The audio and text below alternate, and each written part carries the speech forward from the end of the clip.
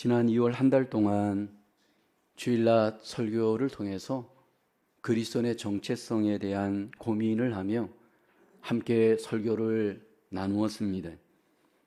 이 땅의 그리스도인들은 이 세상 사람들과 분명히 구별되고 차별이 되는 존재입니다. 단지 그것이 주일날 예배를 드리는 차이로 끝나지 않고 일상으로 돌아가 삶에서 분명히 차별되어지는 삶, 차별되어지는 인격이 나타나야 합니다. 그 중에 하나가 바로 순종입니다. 그리스도인들은 이 땅에서 하나님의 나라를 세우고 지켜가는 자들입니다. 이 땅에서 하나님의 나라를 지켜가기 위해서 하나님의 나라에 순종해야 하고 하나님의 뜻을 순종하면서 살아야 합니다. 이 세상에 대해서는 때로 저항해야 하고 죄와 악에 대해서 저항해야 되고 마귀에 대해서 저항하면서 싸워야 합니다. 세상에서 하나님 나라를 세워가는 그리스도인의 가장 구별된 삶의 모습, 바로 순종입니다. 순종하는 그리스도인이 바로 진정한 그리스도인의 모습, 진정한 그리스도인의 사인이다 말할 수 있습니다. 진정한 그리스도인은 진정한 순종이 반드시 있어야 합니다.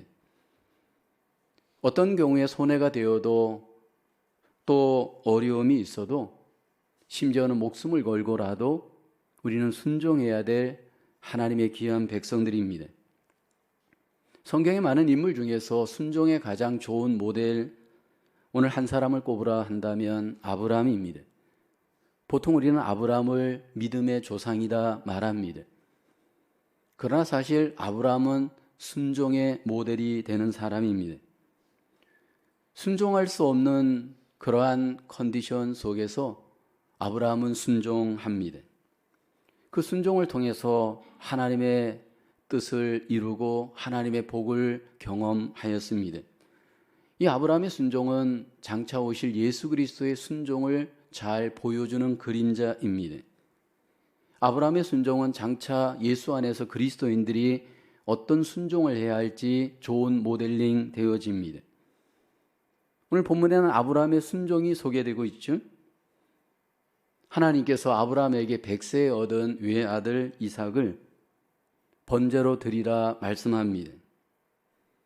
하나님께서 이 명령을 하실 때 그 뜻을 충분히 설명하지 않습니다. 오직 하나님께서 순종하라 지시하고 순종하기를 원하셨습니다. 하나님께서 아브라함에게 아들 이삭을 은혜로 주셨습니다. 근데 이제는 아들 이삭을 순종으로 드리라 명령하십니다. 왜 드려야 합니까? 충분한 이유도 없이 하나님은 그냥 드리라 명령하셨습니다. 아브라함은 그 하나님의 뜻을 순종하였습니다. 순종할 수 없는 그러한 외적 환경과 여건을 그는 어떻게 극복할 수 있었을까요? 오늘 우리에게 아브라함의 순종은 우리에게 어떤 순종을 하나님이 원하는지 잘 보여줍니다. 우리의 삶에서 하나님은 여전히 지금 우리에게 순종을 기대하십니다. 우리 방식의 순종이 아닌 하나님이 원하시는 방식의 순종은 무엇일까요? 하나님은 우리에게 그 순종을 기대하십니다. 첫째로 하나님의 뜻대로 순종하는 삶이 우선순위가 되어야 합니다. 본문 3절을 보면 아브라함이 아침에 일찍이 일어나 나귀의 안장을 지우고 두 종과 그의 아들 이삭을 데리고 번제에 쓸 나무를 쪼개어 가지고 떠나 하나님이 자기에게 일러주신 곳으로 가더니 성경은 말씀을 합니다. 하나님께서 아브라함에게 아들을 번제로 드리라 말씀할 때 아브라함은 지금 하나님의 뜻대로 우선순위에 순종합니다. 100세에 얻은 외아들입니다. 그런데 그것을 지금 하나님께 순종하는 일은 자기의 기준으로 볼 때는 정말 맞지 않는 힘든 일이었습니다. 왜 하나님께서는 아브라함에게 이렇게 힘든 순종의 과제를 원하시는 것일까요? 하나님께서 아브라함을 테스트하였습니다. 1절에 보면 그 일 후에 하나님이 아브라함을 시험하시려고 라고 합니다. God tested Abraham이라고 되어 있죠. 하나님께서 우리를 향해서 시험하십니다. 성경에는 시험과 관련하여 세 가지의 영어 단어가 소개되는 것 잘 아십니다. 템테이션의 시험이 있습니다. 이 유혹의 시험은 하나님이 주는 것이 아니고 마귀가 주는 겁니다. 마귀가 우리에게 유혹으로 테스트를 합니다. 둘째는 트라이얼, 시련의 시험이 있습니다. 하나님이 우리를 테스트하되 시련을 주시면서 고통을 주면서 우리를 하나님이 시험합니다. 우리를 단련하기 위한 시련으로 하나님이 우리를 시험하시는 겁니다. 세 번째는 테스트의 시험이 있습니다. 우리의 믿음을 하나님께서 시험하기 위해 주는 테스트입니다.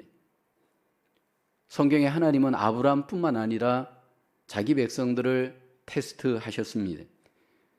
구약의 이스라엘 백성들을 하나님께서 광야에서 믿음으로 그 믿음을 시험을 테스트하였습니다.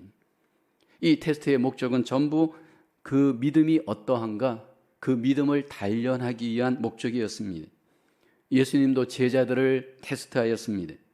그 믿음을 단련하기 위한 목적이었습니다. 보통 우리가 이 테스트를 학교에서 많이 경험합니다. 우리의 자녀들이 학교에서 테스트를 통해서 실력을 결국은 쌓게 되어집니다. 시험을 보면서 내가 무엇을 잘하는지 무엇을 못하는지 결국 우리의 실력을 시험을 통해 점검할 수 있습니다. 하나님께서 지금 아브라함의 믿음을 테스트할 때 그 상황을 주목해 볼 필요가 있습니다. 본문 1절을 보면 그 일 후에 라고 말합니다. 하나님께서 아브라함을 시험하셨습니다. 여기 그 일 중에 창세기 22장, 오늘 본문 앞에 21장을 우리는 주목해 볼 필요 있습니다. 창세기 21장의 정황을 보면 아브라함 가정 안에 자녀로 인하여서 갈등이 벌어집니다. 아브라함과 사라 사이에 이제 아브라함이 이삭이 태어나기 이전에 아브라함과 그 첩 하갈 사이에 이스마엘이 태어납니다. 이스마엘과 이삭이 한 가정에서 갈등을 겪습니다. 그 결과 그 어머니들까지도 갈등을 겪습니다. 사라와 하갈 사이에 두 아들을 놓고 갈등을 겪습니다. 그리고 그 갈등은 아브라함에게 가장 큰 갈등이 되었습니다. 그때 하나님께서 아브라함에게 말씀하시죠. 창세기 21장 12절에 내 아이나 내 여종으로 말미암아 근심하지 말고 사라가 내게 이런 말을 다 들으라. 이삭에게서 나는 자라야 내 씨라 부를 것임이라. 하나님께서 갈등하고 있는 아브라함에게 이삭이 약속의 아들이다 하나님이 말씀하십니다. 그리고 하갈과 이스마엘은 하나님이 또 다른 민족을 이루시는 뜻을 말씀을 합니다. 그리고 하갈과 이스마엘을 아브라함 가정에서 내쫓습니다. 그래서 갈등이 해결되어졌습니다. 이제 아브라함 가정에는 이삭만 남게 되는 정황이었습니다. 하나님께서 이런 정황에서 아브라함을 시험하셨습니다. 지금 아브라함의 가정 속에 오직 하나님이 약속한 아들 이삭이 그 가정의 중심이 되는 정황입니다. 그때 아브라함의 정황, 어떤 정황이었을까요? 아들 이삭이 우상이 될 만큼 사랑하는 정황이었을 겁니다. 어쩌면 아브라함의 인생 속에 가장 행복한 시기, 이스마엘은 떠나고 약속의 아들 이삭으로 말미암는 그 기쁨과 그 행복이 그 가정의 중심이었을 겁니다. 아브라함이 노년에 얻었습니다. 그리고 노년에 얻은 이 생명의 기쁨, 얼마나 크고 기쁠까요? 종종 우리 주변에 보면 손자들, 손녀들 때문에 누리는 기쁨이 큰 가정을 봅니다. 특별히 나이 드신 우리 할머니, 할아버지들 보면 어릴 때 얻은 아이들의 그 어떤 기쁨보다도 노년이 되어서 손자, 손녀를 얻었을 때 그 기쁨은 비할 데 없는 것을 봅니다. 물론 아브라함은 아들이었지만 노년에 얻었고 얼마나 그 기쁨, 그 마음이 크겠습니까? 근데 하나님께서 이런 정황에서 아들 이삭을 번제로 드리라 말씀을 합니다. 그때 아브라함은 하나님의 그 뜻을 우선순위로 삼고 지금 그 순종을 실천합니다. 3절에 보면 아침에 일찍이 일어나 나귀의 안장을 지우고 두 종과 그의 아들 이삭을 데리고 번제에 쓸 나무를 쪼개어 가지고 떠나라고 합니다. 하나님의 뜻 앞에 즉각적으로 지금 순종하였습니다. 뒤로 미루지 않았습니다. 그 하나님의 뜻을 우선순위로 여기고 지금 그 우선순위에 하나님 앞에 순종하였습니다. 오늘 우리의 삶에 순종을 가로막는 장애물이 무엇입니까? 우리에게 있어서 하나님의 뜻을 가로막는 가장 큰 장애물은 사람의 뜻이 우선되어질 때입니다. 만약 아브라함이 여기서 사람의 뜻을 앞세웠다면 하나님의 뜻 앞에 순종할 수 없었을 겁니다. 하나님의 뜻인 것을 알지만 때로 우리가 사람의 뜻을 앞세우면서 순종의 어려움을 겪을 때가 얼마나 많습니까? 하나님의 뜻인 것을 알지만 사람의 뜻으로 그 하나님의 뜻을 저항하기도 합니다. 우리가 살고 있는 이 시대의 문화는 저항의 문화, 반항의 문화입니다. 반항하는 가정, 반항하는 직장, 반항하는 사회 속에서 이미 우리는 그 트렌드가 너무나도 몸에 익숙해 있습니다. 물론 우리는 정당한 반항을 할 수 있어야 됩니다. 그런데 정당한 하나님의 뜻 앞에서도 때로 사람의 뜻, 내 뜻이 우선되어져 우리는 하나님의 뜻에 반항할 수 있습니다. 왜 하나님은 아브라함에게 이삭을 제물로 드리면서 그 이유를 충분히 설명하지 않고 그냥 지시하고 명령했을까요? 오늘 우리에게도 동일한 여러분 이런 시츄에이션이 일어납니다.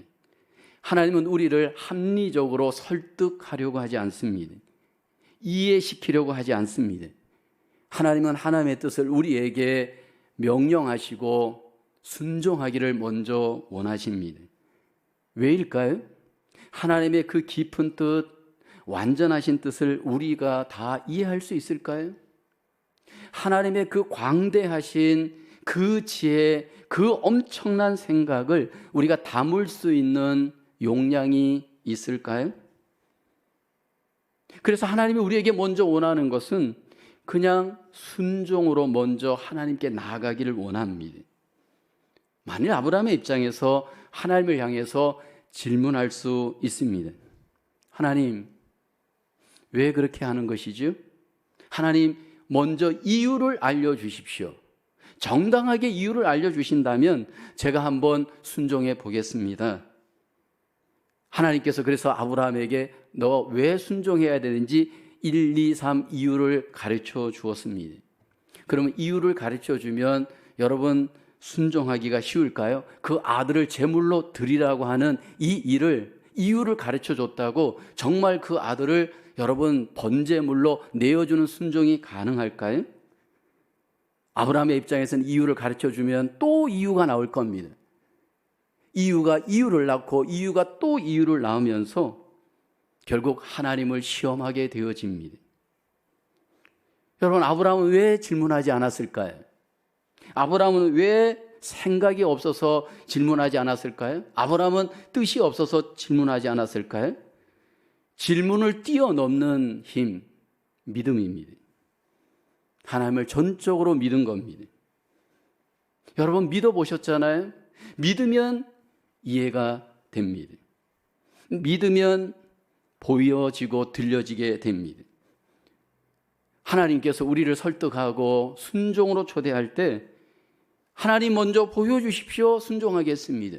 하나님 먼저 이해시켜 주십시오. 순종하겠습니다. 라고 하지 않습니다. 그 하나님을 우리가 믿고 하나님은 순종하기를 기뻐합니다. 아브라함이 믿음으로 순종하였습니다. 히브리서 11장 17절에 보면 아브라함은 시험을 받을 때 믿음으로 이삭을 드렸으니 라고 합니다. 오늘 우리에게 하나님은 여전히 믿음으로 순종으로 나아가기를 원합니다. 그러나 우리 속에는 하나님의 뜻에 순종하기보다는 그 뜻을 저항하는 우리 안에 못된 적 하나가 있습니다. 그것은 바로 우리 자기 자신입니다. 그래서 예수님을 따르고 순종하기 위해서 날마다 우리에게 자기 자신을 부인하라 말씀을 합니다. 마태복음 16장 24절에 이에 예수께서 제자들에게 이르시되 누구든지 나를 따라오려거든 자기를 부인하고 자기 십자가를 지고 나를 따를 것이니라. 나를 따라오려거든, 나를 순종하려거든 의미입니다. 그러기에 우리에게 제일 필요한 것은 자기를 부인하라 말씀을 합니다. 우리 안에는 전부 자기가 있습니다. 근데 하나님은 우리를 향해서 자기를 부인하라 말씀을 합니다. 자기를 부인하라 이 말씀은 자기를 죽은 자로 여기라 의미입니다. 나에 대해서 죽은 자로 여기는 자가 누구입니까? 그리스도인입니다. 여러분, 그리스도인에게 있어서 우리의 옛사람 자기에 대해서 하나님은 놀라운 은혜를 주셨습니다. 예수 그리스도와 함께 우리 자신을 하나님이 십자가에 죽게 하셨습니다. 갈라디아서 5장 24절을 보면 그리스도 예수의 사람들은 육체와 함께 그 정욕과 탐심을 십자가에 못 박았느니라. 예수님이 십자가에 죽을 때 나는 이미 죽은 자입니다. 그러므로 저와 여러분들 속에 하나님께서 이제 자기를 부인할 수 있도록 하나님이 이미 은혜 주셨기 때문에 그렇게 여겨야 합니다. 나는 예수 그리스도 안에서 새 생명을 얻은 자입니다. 나는 새로운 피조물 된 자입니다. 그리고 오직 믿음으로 살아가야 될 존재입니다. 나의 뜻을 내려놓고 하나님의 뜻을 주님은 먼저 우선순위를 여기고 지금 순종하기를 원합니다. 우리 속에 나의 뜻이 아닌 주님의 뜻 앞에 저와 여러분들이 순종할 수 있기를 주님의 이름으로 축복합니다. 둘째, 순종을 위하여 고난의 대가를 지불해야 합니다. 오늘 본문 4절을 보면 제3일에 아브라함이 눈을 들어 그것을 멀리 바라본지라. 아브라함이 하나님께 순종할 때 고난의 대가를 지불해야 했습니다. 이때 이삭의 나이는 몇 살쯤 되었을까? 성경에는 소개되지 않습니다. 학자들은 여러 의견을 내지만 최소한 15살쯤 되었을 것이다. 그렇다면 아브라함의 나이는 115세쯤 되었을 것이다 추측합니다. 아브라함이 175세에 죽었습니다. 지금 이 정황에 아브라함의 나이로 볼 때 결코 젊은 나이 아닙니다. 이미 나이도 들었고 그런 정황에서 하나님께 순종하기 위해서 지금 3일 길을 고난의 대가를 지불하면서 순종의 길을 걸어가고 있습니다. 아브라함의 순종은 많은 고난의 대가를 하나님이 지불하게 합니다. 먼저 이 3일 동안 걸어가서 모리아산에 번제물로 드리기 위한 준비의 고난이 필요합니다. 번제에 필요한 나무를 쪼개는 아브라함을 여러분 한번 상상해 보십시오. 그 나무를 쪼개는 아브라함의 마음의 고통은 어떤 심정이었을까요? 유명한 설교자 스펄전은 이 본문의 상황을 이렇게 말합니다. 아브라함은 자기 아들을 태울 번제를 쓸 나무를 쪼개는 것이 아니라 자신의 심장을 쪼개는 것이다. 자기 아들을 죽이기 위해서 지금 여러분 나무를 쪼개는 그 심정이 얼마나 힘들겠습니까? 그리고 그 3일 길을 걸어가는 길은 가장 고난의 길이었을 겁니다. 그리고 지금 하나님 앞에 순종을 해가고 있습니다. 오늘 우리 앞에 하나님의 뜻 앞에 끄덕끄덕 우리가 긍정하지만 지불해야 될 대가 고난 때문에 머뭇거리는 경우가 얼마나 많습니까? 하나님의 뜻인 줄 알면서 우리가 시간을 손해보는 것 두렵습니다. 물질에 손해보는 것 두렵습니다. 내 몸의 고통을 여러분 경험하는 것 두렵습니다. 그래서 고민이 됩니다. 그러면서 우리는 지금 순종하기를 뒤로 미룹니다.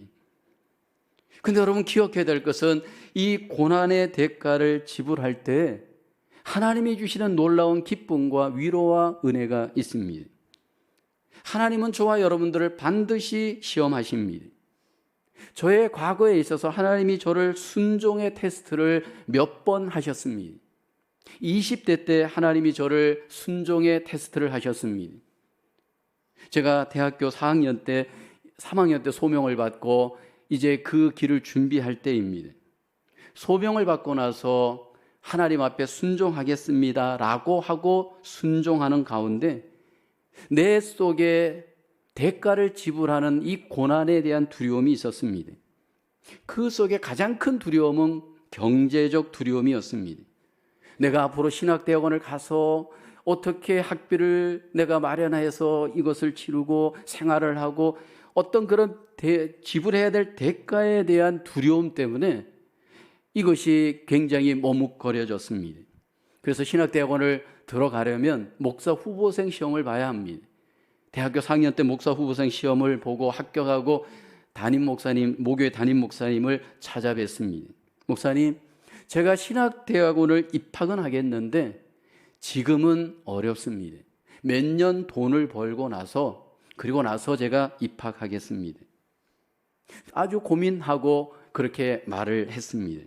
그랬더니 목사님이 지금 가십시오. 그때 저는 저도 모르는 사이에 목사님이 말씀하니까 예, 알겠습니다.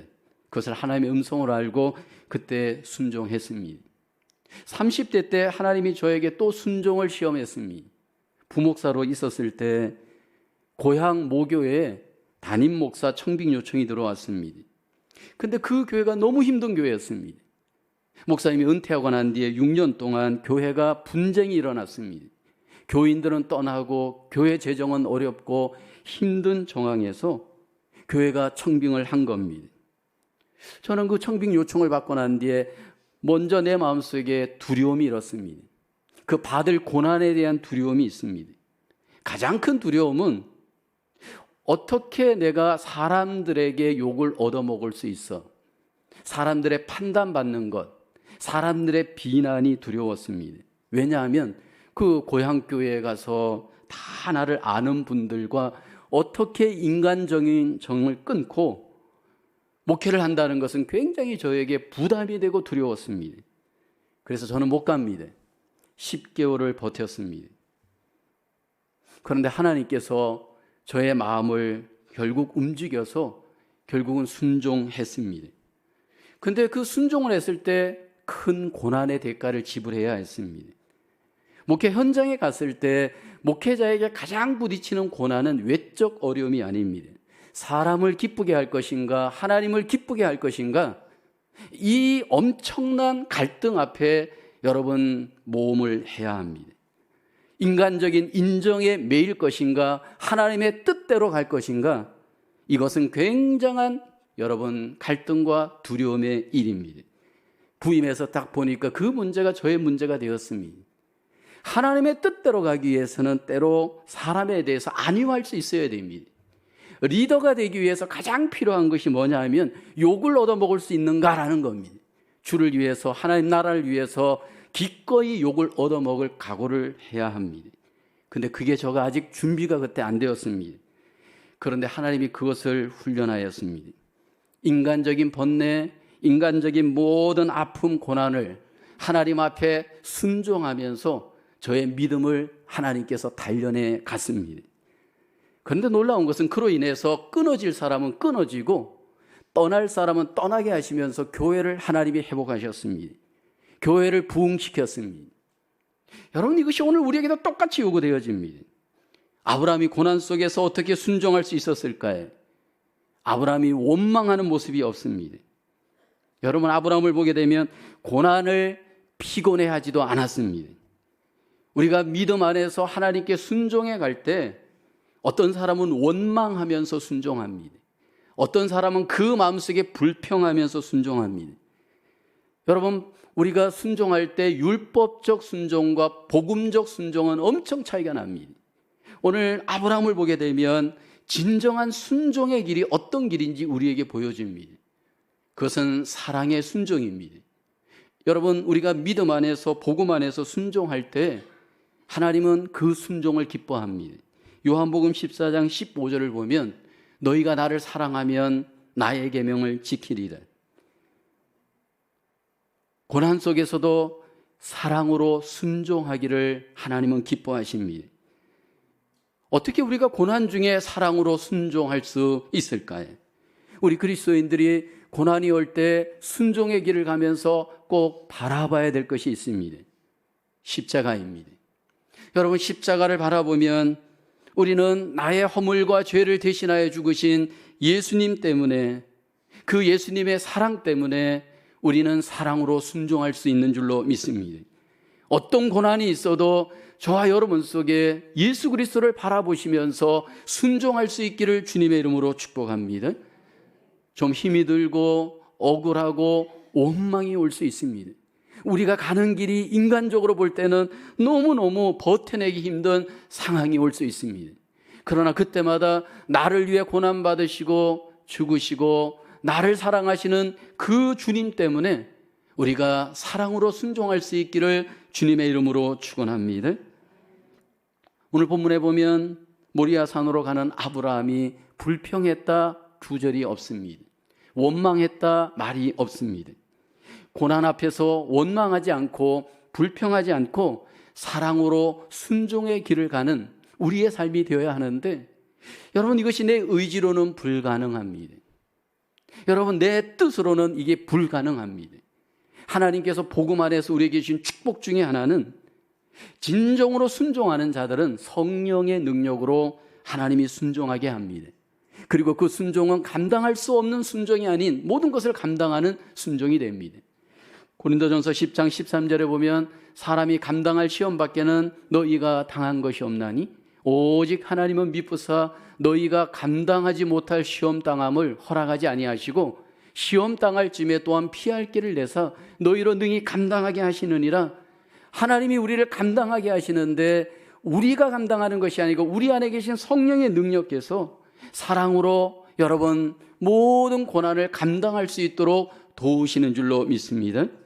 그래서 우리를 이기게 하시고 마침내 그 고난을 순종으로 하나님 앞에 영광을 돌리게 하시는 줄로 믿습니다. 우리의 연약함은 순종할 수 없습니다. 그러나 우리의 연약함을 하나님이 성령의 능력으로 도와서 주의 놀라우신 사랑 가운데 고난을 순종할 수 있도록 도우시는 줄로 믿습니다. 우리는 지금 어려운 시대를 살아가고 있습니다. 이 고난의 시대를 살아가면서 순종해야 하는데 하나님의 성령의 능력이 우리에게 있습니다. 여러분, 그 성령의 능력을 의지하면서 하나님을 사랑하면서 순종해 갈 때 우리 속에 놀라운 승리를 경험하게 될 줄로 믿습니다. 우리 모두가 고난을 이기면서 성령의 능력으로 순종할 수 있기를 주님의 이름으로 축원합니다. 세 번째로 순종의 결과에 대한 소망을 품어야 합니다. 오늘 본문 8절을 보면 아브라함이 이르되 내 아들아 번제할 어린 양은 하나님이 자기를 위하여 친히 준비하시리라 하고 두 사람이 함께 나가서라고 합니다. 아들을 번제로 바치면서 아브라함 속에는 그 순종의 결과에 대한 소망이 있었습니다. 하나님이 친히 준비하시리라. 여호와 이레의 하나님을 믿었습니다. 여러분, 우리가 순종할 때 과연 정말 순종하면 어떤 일이 일어날까? 어떤 결과가 일어날까? 우리 개인적인 생각으로 보면 절망할 때가 많습니다. 그런데 오늘 본문의 아브라함을 보면 소망 중에 하나님께 순종하였습니다. 그리고 순종하는 척하는 것이 아니고 정말로 하나님의 뜻에 순종했습니다. 9절 10절을 한번 보십시오. 하나님이 그에게 일러주신 곳에 이른지라 이에 아브라함이 그곳에 제단을 쌓고 나무를 벌려놓고 그 아들 이삭을 결박하여 제단 나무 위에 놓습니다. 그리고 10절에 보면 손을 내밀어 칼을 잡고 그 아들을 잡으려 하니라고 합니다.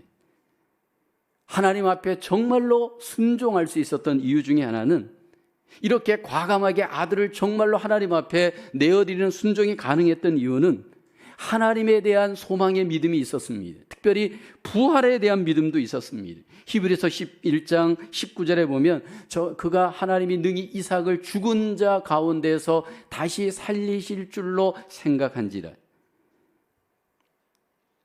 우리가 하나님께 순종해 갈 때 쉽게 상황이 안 바뀌는 경우가 많습니다. 여전히 어두운 환경일 때가 많이 있습니다.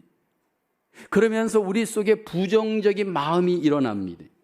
환경을 바라보면서 소망을 갖기보다 절망할 때가 많이 있습니다.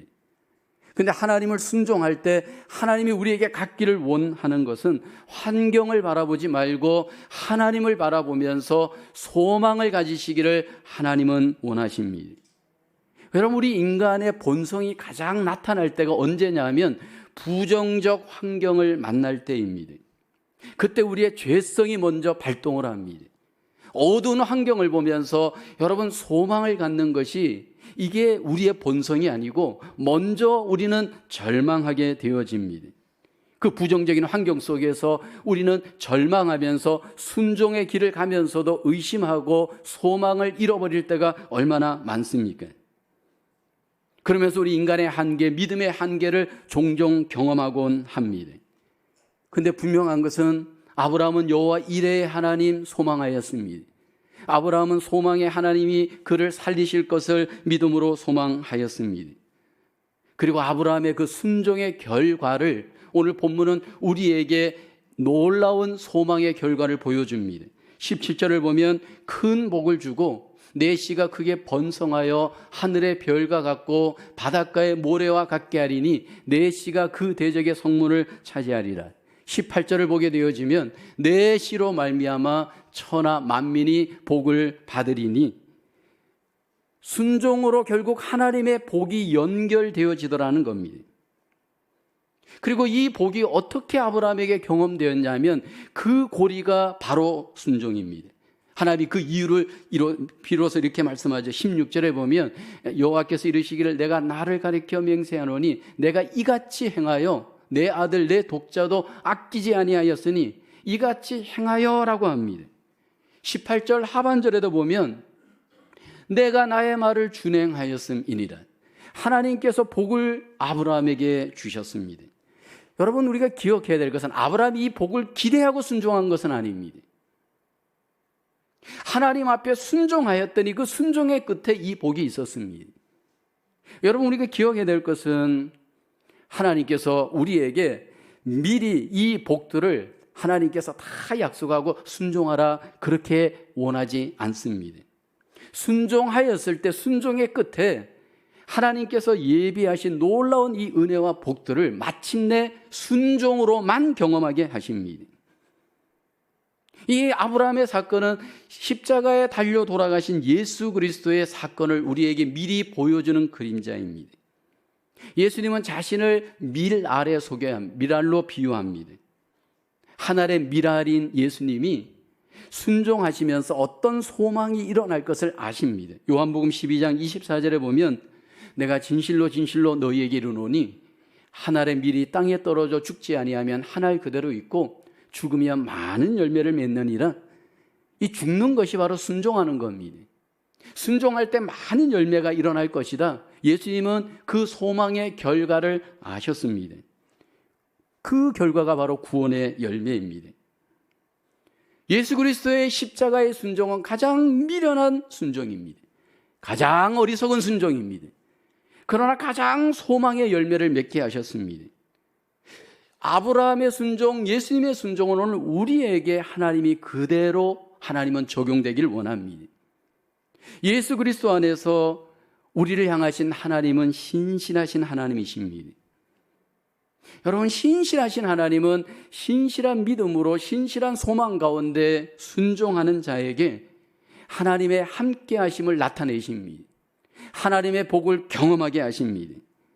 이 땅을 살아갈 때 하나님이 우리에게 경험되어지는 그 놀라운 축복은 이 땅의 순종을 통해 하나님이 우리에게 이루시는 줄로 믿습니다. 우리에게 하나님은 아브라함의 반열에 들어설 수 있도록 은혜를 주셨습니다. 그리고 순종의 사명도 주셨습니다. 그리고 은혜 안에서 순종할 때 그 놀라운 축복을 어떻게 경험하는지 성경은 우리에게 약속하고 있습니다. 십자가를 통해서 받은 은혜, 십자가를 통해서 받은 저와 여러분들의 순종이 이제 하나님의 놀라우신 함께 하심과 그 놀라우신 복을 경험하는 자리로 나아갈 수 있는 저와 여러분 되기를 주님의 이름으로 축원합니다. 하나님의 뜻이라고 한다면 나의 뜻을 내려놓고 지금 우선순위로 하나님 앞에 순종하는 하나님의 순종이, 기뻐하시는 순종이 우리에게 적용되길 원합니다. 비록 고난이 있지만 여러분, 의미 있게 그 대가를 지불하면서 우리에게 순종이 적용될 수 있기를 주님은 기뻐하십니다. 어떤 부정적인 정황에서도 환경을 바라보지 말고 소망 중에 끝까지 순종해 갈 때 마침내 하나님의 함께하심과 하나님의 예비하신 복을 우리가 경험하게 될 줄로 믿습니다. 순종을 통해 차별화된 하나님의 자녀의 삶이 우리 속에 하나님의 복을 풍성히 경험하시는 증거로 저와 여러분 속에 경험되기를 주님의 이름으로 축원합니다. 기도합니다. 하나님, 그 크신 은혜와 사랑을 감사합니다. 우리를 구원하여 주시고 이 땅에 하나님의 나라를 세워갈 수 있도록, 우리에게 하나님의 뜻을 순종할 수 있도록 하나님 우리에게 사명을 주셨습니다. 하나님, 다시 한번 우리가 우리의 삶 속에서 하나님의 뜻을 우선순위로 삼고 지금 여기에서 믿음으로 순종해가는 저희들 되게 도와주시옵소서. 비록 고난이 있지만 하나님 아버지의 사랑으로 순종하게 하시고 소망으로 순종하며 하나님의 놀라우신 복과 은혜와 능력을 경험하는 하나님의 귀한 백성들 되도록 하나님 축복하여 주시옵소서. 예수님의 이름으로 간절히 기도하옵나이다. 아멘.